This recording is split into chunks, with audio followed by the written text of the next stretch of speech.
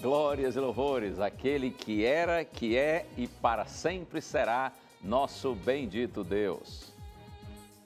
Há 50 anos, dia 3 de dezembro de 1967, a medicina deu um passo significativo para salvar milhares, milhões de vidas. Foi realizado o primeiro transplante cardíaco. De acordo com a Bíblia, todos os seres humanos precisamos, de forma imperativa, de um transplante de coração. E aí, você já foi transplantado? Esse é o nosso tema, está no ar, Além dos Fatos.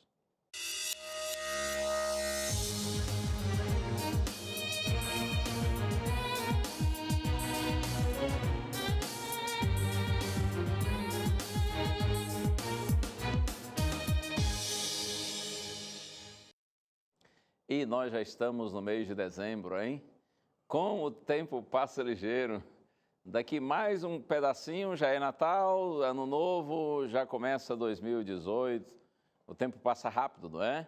O tempo está voando. Tomara que Deus esteja dando a você e a mim sabedoria para administrarmos bem o nosso tempo, para vivermos da melhor forma possível essa curta existência.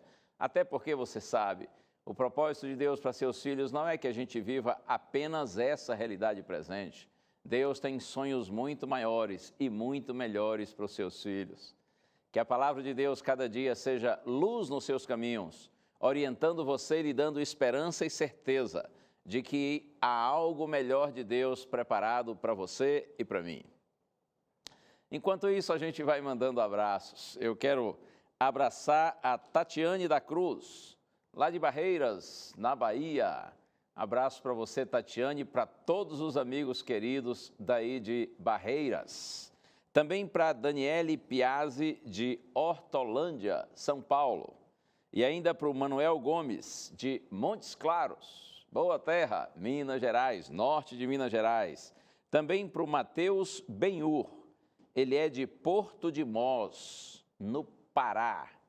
Um abraço para você, Matheus, e para todos os nossos amigos paraenses. E você que está em todos os estados do Norte ou do Nordeste, do Centro-Oeste, do Sudeste ou do Sul do Brasil. No Brasil inteiro, de Norte a Sul, Leste a Oeste. Muito obrigado por sua companhia. Obrigado por você preferir estar agora com a Novo Tempo, a Voz da Esperança.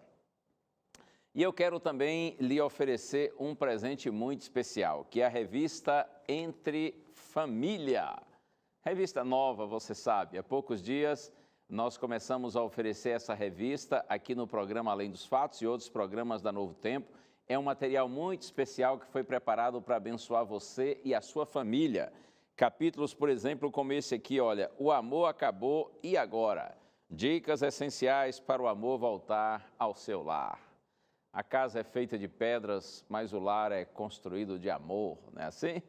Como é que faz para o amor voltar se você achar que o amor foi embora, que o amor acabou? Dicas especiais estão aqui na revista Entre Família. É só você pedir que a gente lhe envia. Solicite através do blog do programa Além dos Fatos, novotempo.com/Além dos Fatos, ou então você pede pelo telefone ligando em horário comercial 0 operadora 12 21 27 31 21. 21 27 31 21. A gente manda a revista para você, tá bem? Não custa realmente absolutamente nada. Isto é um presente que carinhosamente a Rede Novo Tempo de Comunicação preparou para você. E a gente sempre lhe convida para estar sempre interagindo conosco por meio das nossas redes sociais. Estamos agora ao vivo no Facebook e eu cumprimento todos os amigos que estão nos acompanhando pelo Face. E você pode também interagir com a gente pelo nosso Instagram. E outra ótima opção para você rever os nossos programas, compartilhar com seus amigos, é inscrevendo-se em nosso canal no YouTube, tá bem? Todos os programas são colocados ali para você ver quantas vezes quiser e, é claro, compartilhar para que seus amigos também possam ver. Há 50 anos, como disse há pouco, a medicina deu um salto gigantesco quando o primeiro transplante de coração foi realizado. E a partir daí, milhares e milhares de pessoas têm sido salvas, têm tido a oportunidade de seguir vivendo mediante um transplante de coração bem-sucedido. A corrida para ser o pioneiro no procedimento era disputada por vários médicos de todas as partes do mundo, incluindo o Brasil e os Estados Unidos. Mas quem deu a largada foi um cirurgião da África do Sul. No dia 3 de dezembro de 1967, o Dr. Christian Barnard realizou o primeiro transplante de coração. Até então, o procedimento ainda estava sendo estudado e os testes eram feitos em cães. O coração veio de Denise Darval, uma jovem de apenas 25 anos, que sofreu morte cerebral após um acidente de carro. Um homem de 53 anos recebeu o coração de Denise. Apesar do feito, o paciente transplantado morreu 18 dias depois. A necrópsia revelou que a causa da morte foi uma pneumonia e não devido a problemas com o coração que recebera. O Dr. Christian ficou muito abalado e chorou ao receber a notícia. Com toda certeza, esse é um fato histórico para a medicina e possibilitou que várias outras cirurgias de transplante de coração pudessem ser realizadas. Segundo o portal Saúde do governo federal, em 2016 no Brasil foram realizados 357 transplantes de coração. Um decreto assinado pelo presidente Michel Temer colocou aviões da FAB à disposição para transportar órgãos doados e viabilizou um aumento de 13% no número de procedimentos realizados. Uma ótima notícia para quem está há tanto tempo na fila de espera para receber um novo coração e deseja desfrutar os dias com mais qualidade de vida. Eu fico encantado quando vejo todos esses avanços da medicina. Quanta inteligência tem o ser humano, não é? Para fazer o que faz. Mas é claro que quando eu penso na inteligência do homem, eu penso em quem criou o homem. Se o homem tem uma inteligência fabulosa, imagine aquele que criou o homem com toda essa inteligência. Nosso Deus é grandioso. Por isso, seja assim para sempre e por tudo bendito o nome do Senhor. Eu quero orar com você antes da gente abrir a Santa Bíblia. Pai querido, nosso coração se volta a Ti, Senhor. Nossos pensamentos vão para a Tua direção e nós te suplicamos, abençoa-nos agora. Para que Tua palavra, Senhor, possa ser uma inspiração, ser um alimento sólido e consistente para todos nós, a fim de que no Senhor nós encontremos forças para viver. Nós oramos no nome santo de Jesus. Amém. Quando o assunto é transplante de coração, eu penso que aqueles que conhecem a Bíblia inevitavelmente pensam num texto do profeta Ezequiel. Eu já busco aqui na minha Bíblia. Profeta Ezequiel, capítulo 36, versos 26 e 27.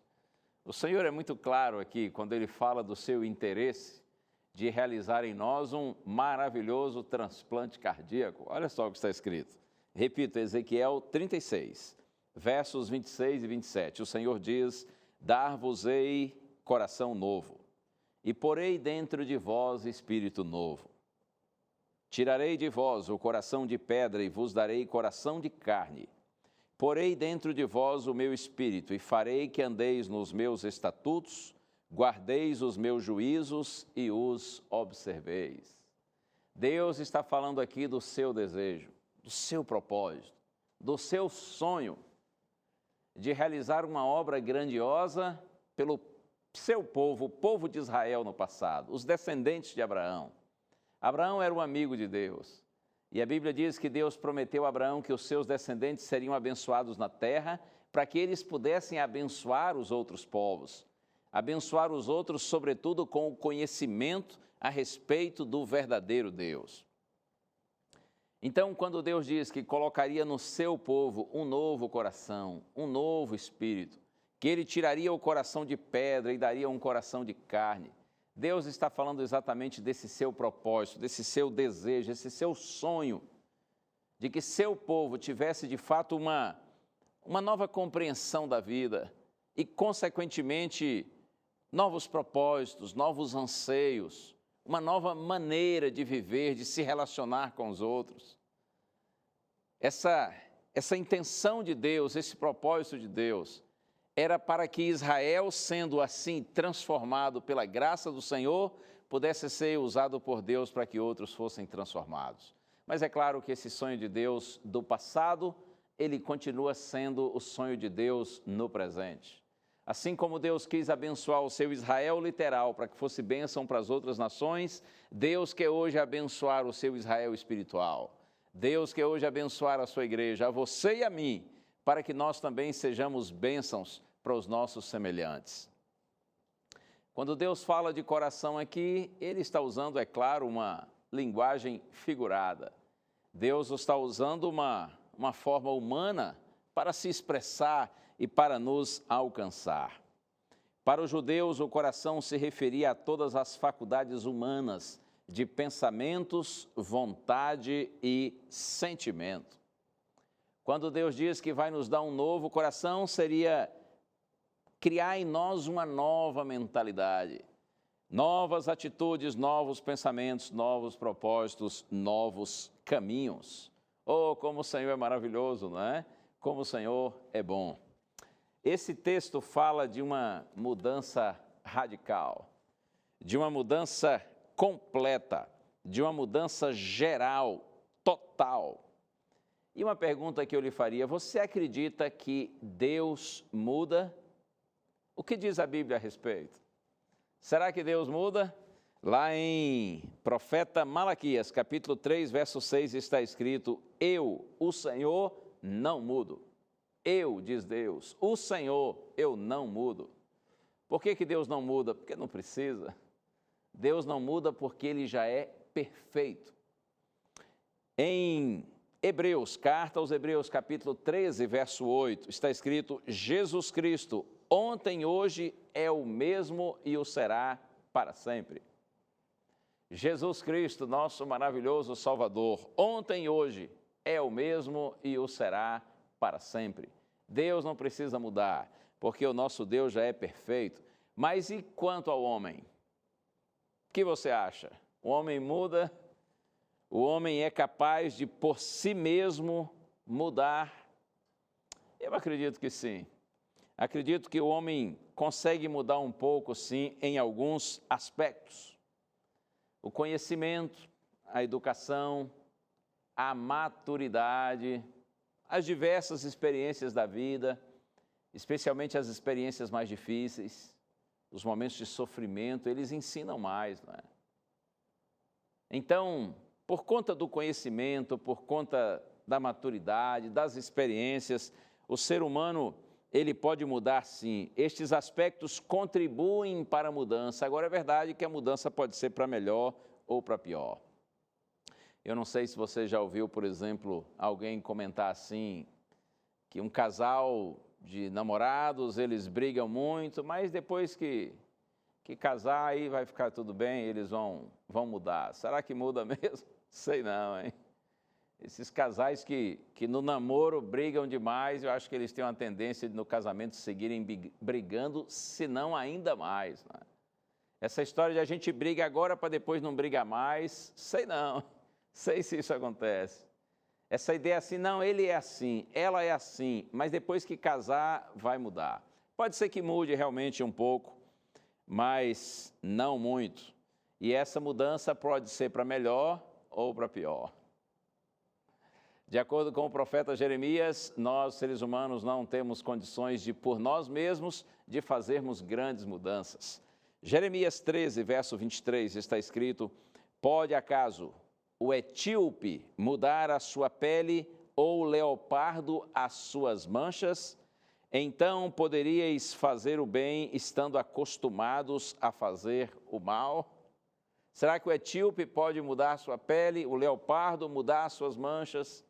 E aí o profeta diz assim, claro, em nome do Senhor: então poderíeis fazer o bem estando acostumados a fazer o mal? A ideia de que uma grande mudança, ela só é possível quando é realizada por Deus, pelo nosso poderoso Deus. Por isso que nesse texto que nós lemos aqui de Ezequiel, Deus diz que Ele deseja e quer e pode fazer uma mudança radical em nós. quando ele diz que nos dá um novo coração. Tira de nós o coração de pedra e nos dá um coração de carne. O coração de pedra é uma figura, é uma ilustração do ser humano incrédulo, egoísta, materialista, imoral, mentiroso, pecaminoso. O coração de pedra representa a insensibilidade, a inflexibilidade. O coração de pedra é símbolo do homem fechado para Deus, surdo e nulo com relação às coisas de Deus. Mas o Senhor diz que tira esse coração de pedra e nos dá um coração de carne. A ideia do coração de carne é de alguém que é sensível, flexível, acessível à voz de Deus. A ideia do coração de carne é alguém que antes vivia na pecaminosidade, porém agora tem prazer na santidade. É alguém que, transformado pelo Senhor, tem uma nova vida. O coração de carne é um símbolo daquele que crê, daquele que se tornou uma pessoa espiritual, honesta, decente, que tem prazer na santidade, que ama e obedece a Deus e faz tudo isso por amor. Oh, como o Senhor é bom, como o Senhor é maravilhoso. Creia, Ele quer e Ele pode realizar esse transplante de coração em você e em mim. Eu tenho aqui um maravilhoso exemplo de um homem completamente transformado pelo Senhor. Na verdade, existem muitos, né? Diversos e diversos. Exemplos de homens e mulheres nas Sagradas Escrituras que foram alcançados e transformados, foram transplantados por Deus. E, aliás, esses exemplos não estão só aqui nas Escrituras. Talvez você conheça alguém que tem sofrido assim uma mudança radical, total na vida, por conta do encontro com Cristo. Quem sabe você mesmo que está assistindo agora é um exemplo vivo dessa obra bendita que o Espírito Santo faz em nós, quando nos religa a Deus, quando nos dá uma nova compreensão da existência, quando nos dá uma nova vida. Eu vou mencionar para você agora o exemplo do apóstolo Paulo. E eu já vou buscar aqui na primeira carta de Paulo a Timóteo, capítulo 1. Se você tem aí a Bíblia e quiser acompanhar no seu próprio texto, primeira carta de Paulo a Timóteo, capítulo 1, do verso 12 ao verso 17. Olha só o testemunho que o próprio Paulo dá. Ele diz assim: sou grato para com aquele que me fortaleceu, Cristo Jesus, nosso Senhor, que me considerou fiel, designando-me para o ministério.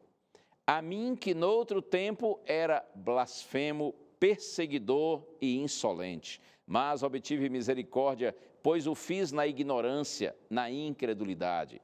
Transbordou, porém, a graça de nosso Senhor com a fé e o amor que há em Cristo Jesus. Fiel é a palavra e digna de toda aceitação, que Cristo Jesus veio ao mundo para salvar os pecadores, dos quais eu sou o principal. Mas por essa mesma razão me foi concedida a misericórdia, para que em mim, o principal dos pecadores, evidenciasse Jesus Cristo a sua completa longanimidade, sua completa tolerância e paciência, e servisse eu de modelo, no caso aqui, modelo de uma grande transformação efetuada pela graça do Senhor, e servisse eu, diz Paulo, de modelo a quantos creem nele para a vida eterna, a quantos hão de crer nele, digo, para a vida eterna. Assim ao Rei eterno, imortal e invisível, Deus único, honra e glória pelos séculos dos séculos. Amém. Tremendo, hein? Se você conhece um pouco a Bíblia e já ouviu a história do apóstolo Paulo, entende que, de fato, esse testemunho aqui é sinal de uma extraordinária transformação, de uma mudança radical, de coração de pedra e põe pedra nisso para um coração de carne, um novo coração. Quando Paulo diz assim, sou grato para com aquele que me fortaleceu, Cristo Jesus, nosso Senhor. Cristo Jesus, nosso Senhor. Quem era para Paulo antes Cristo Jesus? Primeiro que Jesus para Paulo não era o Cristo. Cristo significa Messias, ungido. Quando diziam que Jesus era o Cristo, era o Messias, era o ungido, Paulo detestava ouvir isso, porque ele não acreditava em hipótese nenhuma que Jesus era o Cristo esperado por Israel durante tantos séculos. Não. Esse Jesus aí não pode ser o nosso Cristo, o nosso Messias, dizia Paulo. Esse Jesus que nasceu lá em Belém, na Judéia. Esse Jesus que é filho de um carpinteiro com uma camponesa e que nasceu numa estrebaria, num curral lá, um lugar de animais, e foi colocado numa manjedoura, um coxo onde os animais se alimentavam. Como esse Jesus pode ser o Messias? Como ele pode ser o Cristo tão aguardado, tão esperado em Israel? Esse Jesus que cresceu e viveu numa família pobre, ajudando o seu pai numa carpintaria, e que depois, quando jovem, saiu de casa e se misturou com um bando de homens iletrados, incultos e também pobres. Esse Jesus que vivia no meio dos pecadores, que se associava com gente de reputação duvidosa. Não, esse Jesus, dizia Paulo, ele não pode ser o Cristo. Além do mais, ele foi crucificado. Morte na cruz era um tremendo símbolo de vergonha, de desonra, de desprezo. Somente assassinos, criminosos, bandidos de baixo nível eram crucificados. Paulo dizia, não, como pode? Esse Jesus, ele não pode ser o Cristo. Na cabeça de Paulo, o cristianismo era uma seita profana e amaldiçoada. Uma seita que devia ser banida, devia ser exterminada. É por isso que a Bíblia diz, e o próprio Paulo testemunha a respeito disso, de que ele prendeu e judiou, maltratou os cristãos, porque ele os detestava. Olha só, por exemplo, aqui no livro de Atos, deixe-me ir rapidinho com você. Livro de Atos, no capítulo 22, olha só o que o próprio Paulo diz a respeito. Atos 22, verso 4, está escrito assim, persegui este caminho até a morte, prendendo e metendo em cárceres homens e mulheres. Aqui ele está se referindo aos cristãos que ele perseguiu e prendeu.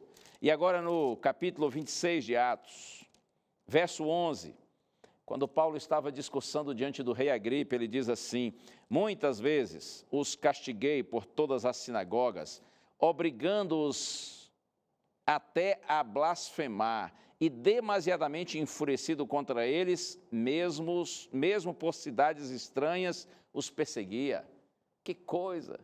Paulo diz que castigava os cristãos, que ele obrigava os cristãos a blasfemarem, e ele se sentia demasiadamente enfurecido contra eles. Paulo agia, na verdade, como um terrorista em relação aos cristãos. O terrorista é todo aquele que infunde terror. É uma pessoa que luta em prol de uma ideologia, mas quer se sobressair à força. Era assim que Paulo agia. No entanto, ele foi alcançado pela graça do Senhor. E se você ler aqui mesmo Atos capítulo 26, a partir do verso 12, e ele diz, foi que com esses propósitos de prender e maltratar os cristãos que ele seguiu para a cidade de Damasco, mas no caminho para Damasco, ele teve um encontro maravilhoso com o Senhor Jesus Cristo. E sua vida foi radicalmente transformada. E Paulo, que foi a Damasco com a intenção de prender cristãos, logo estava nas sinagogas pregando a respeito de Jesus Cristo e anunciando que Jesus de fato é o Cristo, é o maravilhoso Filho de Deus. O que Paulo experimentou foi uma conversão real. A conversão é uma mudança de 180 graus. Você está indo numa direção e de repente você já está indo noutra direção.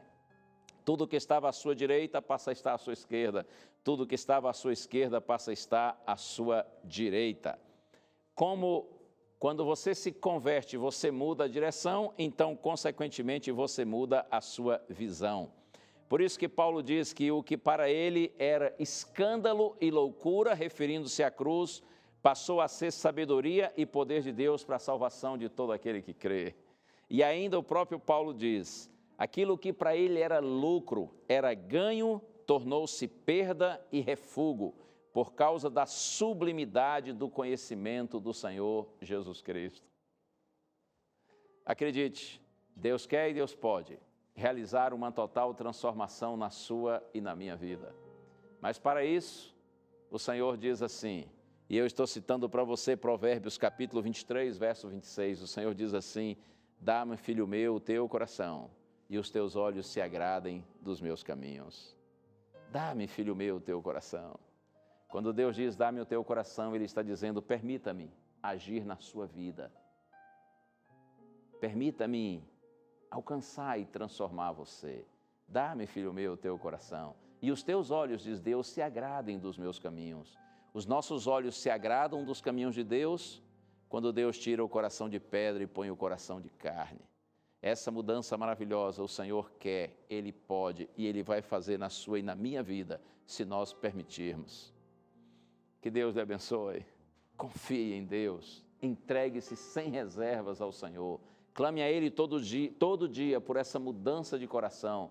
E assim como Ele operou na vida de milhares de milhões, Ele também vai operar na sua vida. Vamos orar. Ó Deus e Pai, Tu sabes todas as coisas, Senhor. Tu sabes como o nosso coração muitas vezes é endurecido, orgulhoso, egoísta, tendencioso para o mal, para aquilo que é ruim, fechado para o Senhor, cego, nulo, surdo em relação ao Senhor e às coisas espirituais.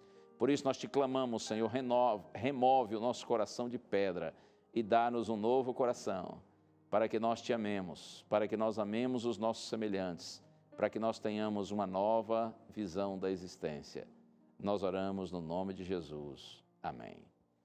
Oh, que Deus lhe abençoe. Que o Senhor, pelo Espírito Santo, continue guiando sempre a sua vida e lhe dando a certeza de que no Senhor nós todos somos mais que vencedores. E mantenha sempre a palavra que diz que a fé é a certeza de coisas que se esperam e a convicção de fatos que não se veem. Um abraço. Tchau.